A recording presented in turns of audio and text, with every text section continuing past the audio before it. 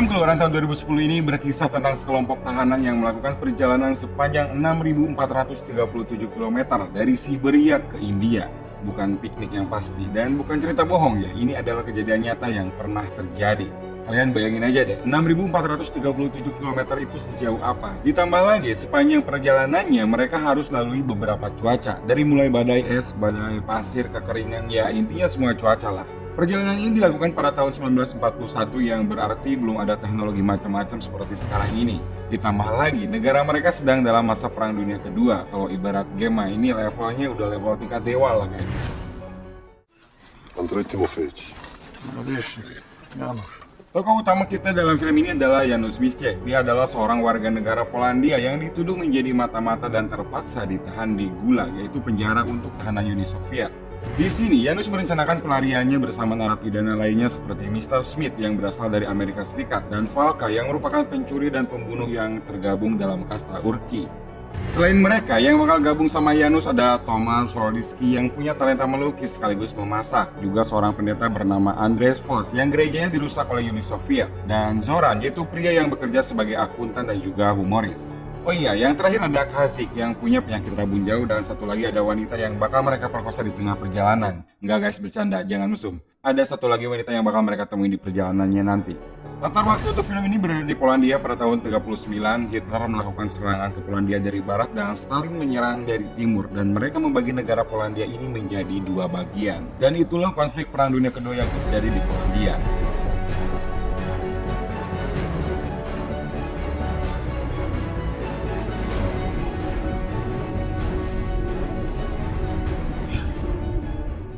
Film diawali dengan adegan yang cukup kelam. Ada seorang pria yang sedang diinterogasi di ruangan sempit dengan tuduhan sebagai mata-mata. Pria ini bernama Janusz. Uni Soviet sebagai pemerintahannya tahu kalau Janusz gak bakal mau menjawab pertanyaan mereka. Maka dari itu mereka menyeret istrinya untuk diinterogasi. Entah apa yang dilakukan Uni Soviet terhadap istrinya sampai akhirnya istri Janusz mengkhianatinya dan mengatakan kalau Janusz adalah anggota partai komunis yang memata-matai Stalin. Sebagai hukuman, dia dan banyak tahanan lainnya dikirim ke Gulag Siberia selama 20 tahun lamanya. Siberia dipilih sebagai tempat tahanan karena tempatnya yang benar-benar terpencil dan dikelilingi alam liar. Suhunya yang dingin mampu membuat setiap orang yang kabur mati di perjalanan. Di samping itu, pihak Uni Soviet juga memberikan imbalan untuk warga sekitar jika mereka berhasil menangkap tahanan yang kabur hidup ataupun mati. Dan dari sinilah awal mula mimpi buruk untuk Janusz. Nggak cuma keadaan di luar gulag yang menyeramkan, ternyata keadaan di dalam gulag juga nggak kalah kejamnya guys. Saat jam makan tiba, mereka antri untuk mengambil jatah makan. Dan di sisi lain, ternyata ada antrian orang-orang dengan penyakit rabun senja. Mereka ternyata bisa seperti itu karena mereka kelaparan dan kekurangan vitamin.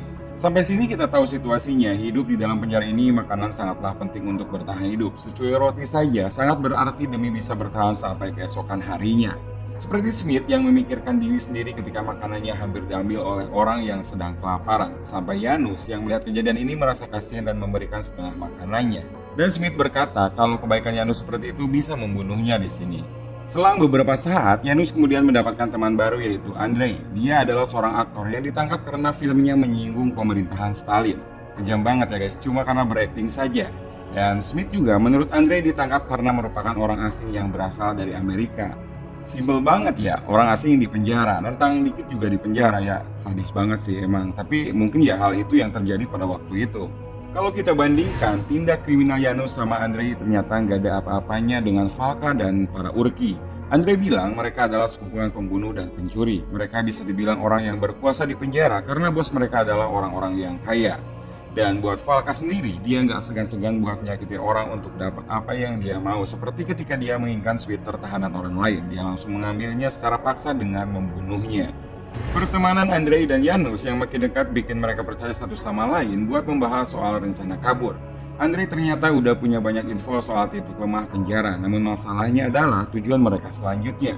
Di beberapa sisi mereka tahu utara, barat, dan timur masih kekuasaan Soviet, dan tujuan terbaik mereka adalah pergi ke selatan melewati Danau Baikal dan langsung ke perbatasan Mongolia. Setelah rundingan itu, mereka pun memutuskan untuk nimbun makanan terlebih dulu. Selain mereka berdua, Janus bilang ia juga ingin mengajak teman-temannya dalam pelarian ini.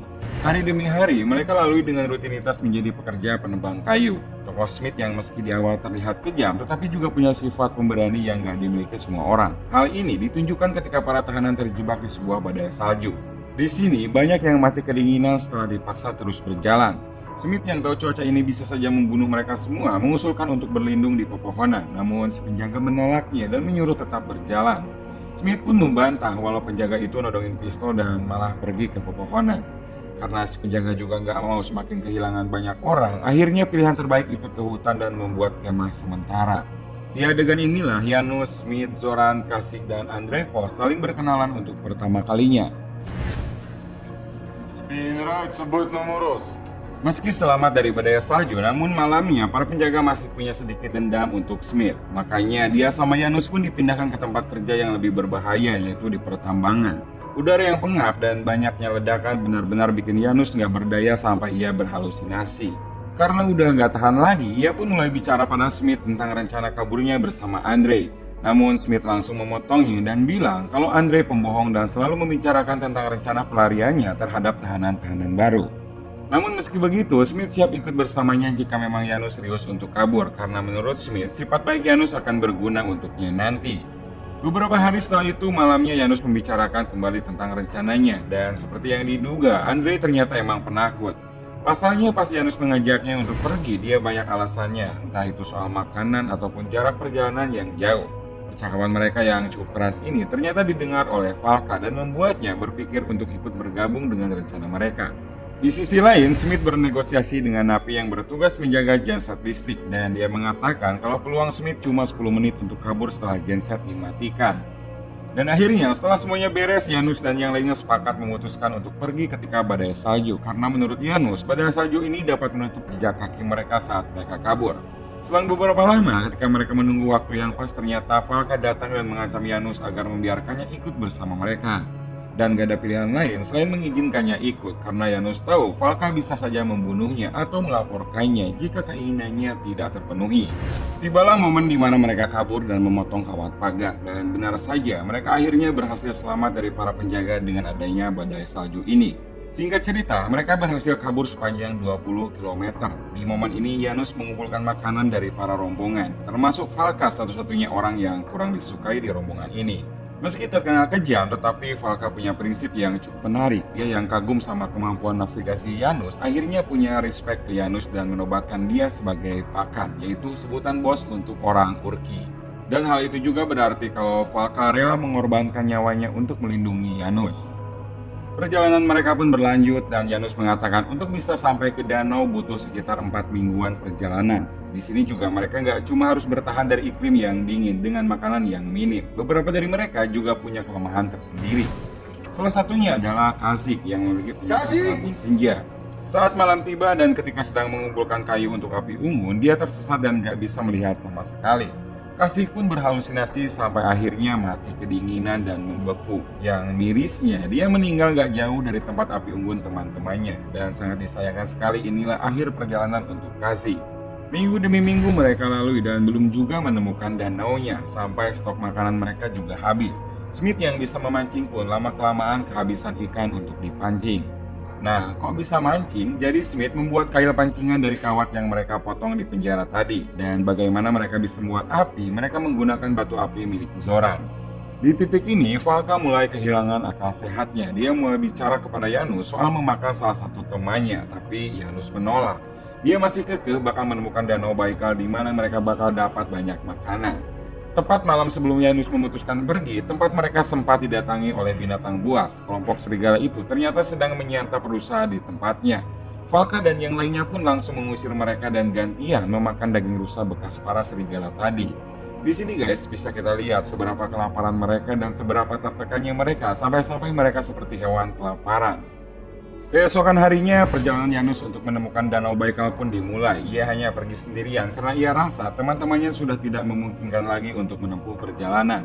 Dengan bekal beberapa kayu dan ikan pemberian dari Smith, ia pun pergi. Kondisi alam yang makin kejam bikin Janus benar-benar menderita. Bahkan ia sempat berhalusinasi lagi soal rumahnya seperti ketika berada di tambang dulu. Untungnya penderitaan Janus berujung manis karena ia berhasil menemukan danau tersebut.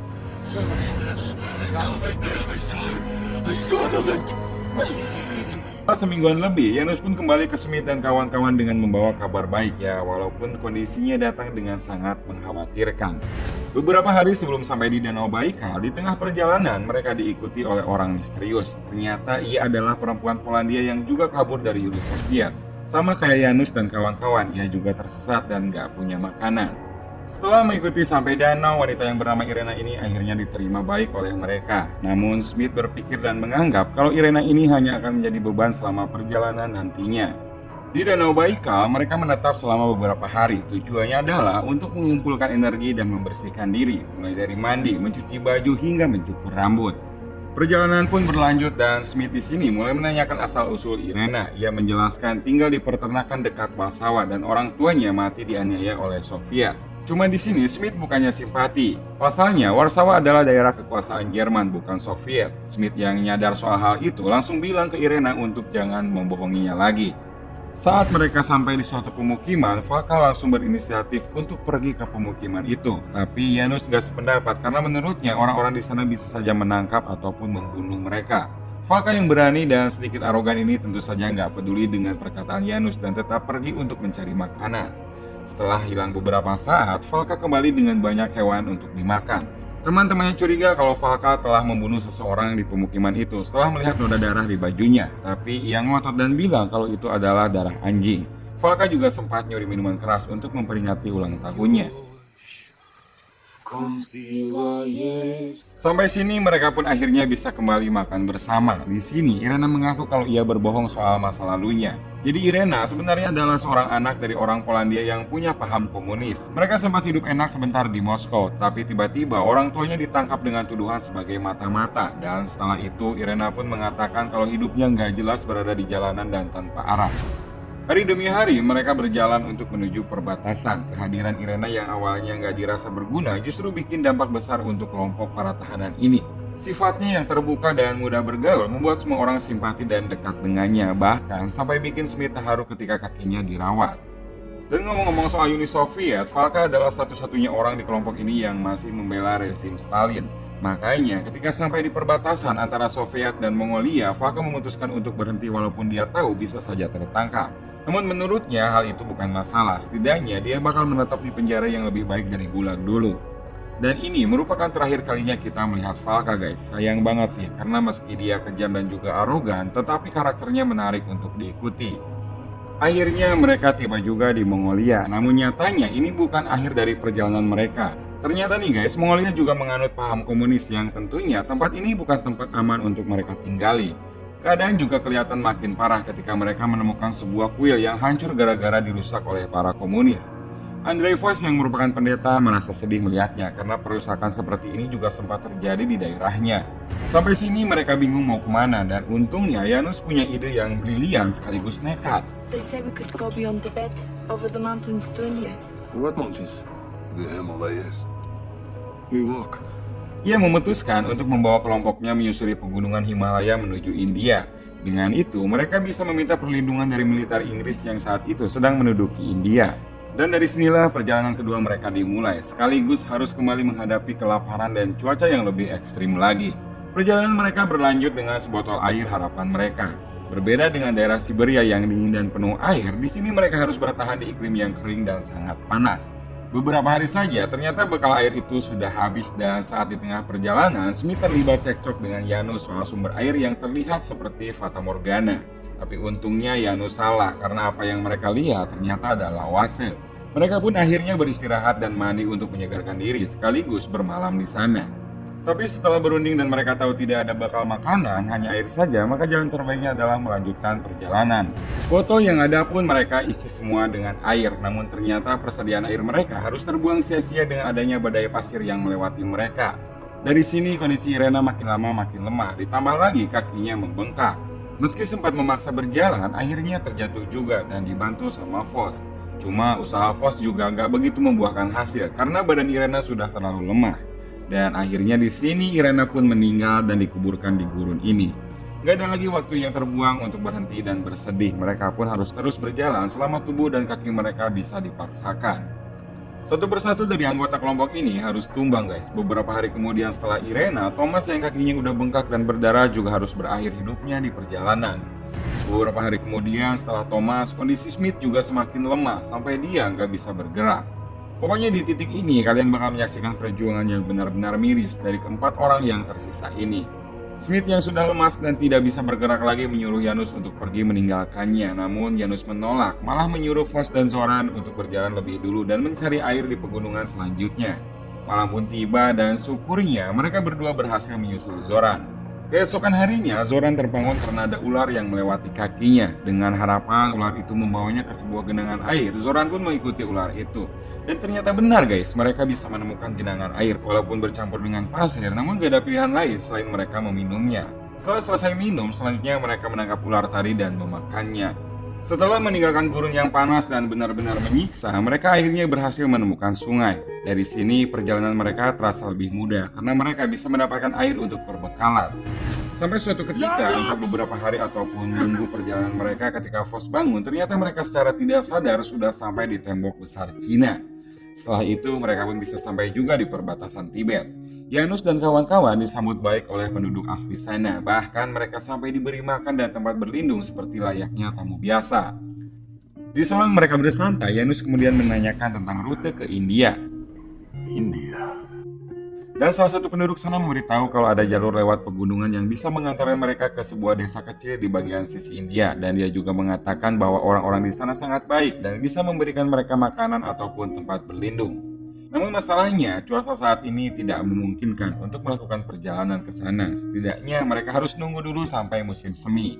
Janus yang menganggap hal ini bukan suatu hal yang harus dikhawatirkan lagi, akhirnya dia mengusulkan untuk pergi keesokan harinya.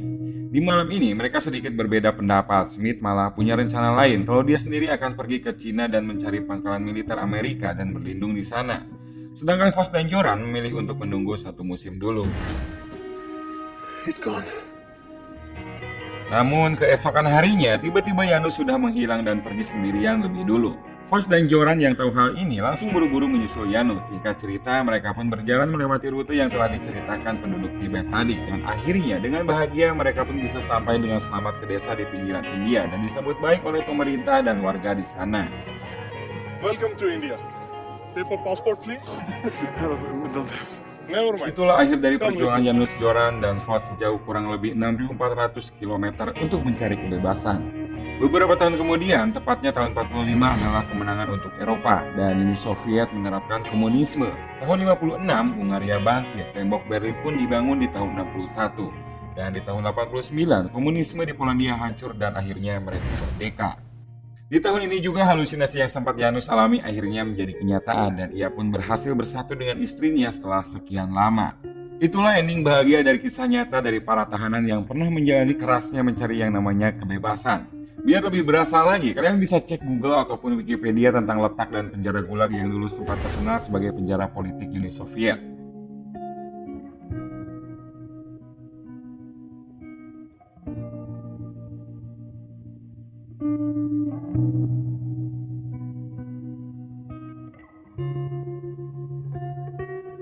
Setelah nonton film yang satu ini, kalian bisa merasa bersyukur karena hidup di zaman yang gak terlalu kejam seperti saat Perang Dunia Kedua. Teknologi yang udah maju juga udah memudahkan kita buat ngelakuin apapun. Tapi terlepas dari itu semua, cerita yang disajikan film ini emang kuat banget guys. Acting dari Ed Harris, Saoirse Ronan, dan juga James Sturges bikin karakter yang mereka peranin itu jadi terasa nyata banget. Ya udah, segitu aja dulu. Semoga kalian suka dengan ceritanya dan terima kasih buat kalian yang udah nonton sampai akhir.